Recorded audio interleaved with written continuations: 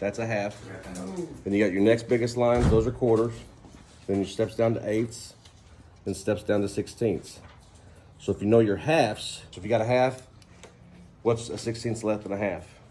It would be 7/16. A 16th more would be 9/16.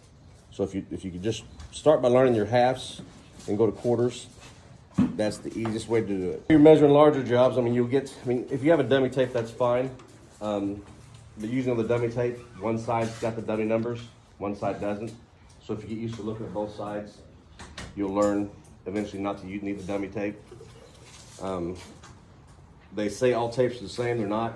You'll see tapes that are a 16th off, an 8th off. I think Charlie's was a 16th off the other day. We were trying to measure stuff and it kept coming up short. So we had to figure that out. If you ever want to know what half of something is, instead of trying to do the math, just divide your tape. Basic thing about having a tape measure is having a tape measure. Just intro to them, that would be where to start. I don't care if you're doing drywall or if you're just mudding or if you're just a helper. Have a tape because someone would say, hey, go get me something that's 4 inches, 5 inches, 9.5 inches. You should always have a tape measure. You start with your bigger lines, that's halves, the next is quarters, then eighths, then 16ths. And if you just spend time looking at your tape, it's going to come to you. I know brand, type, any of that type of stuff. Does that matter?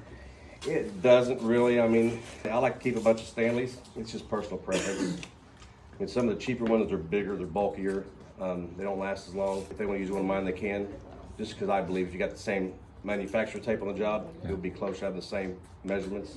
If you're doing layout, the red numbers, those are for your studs.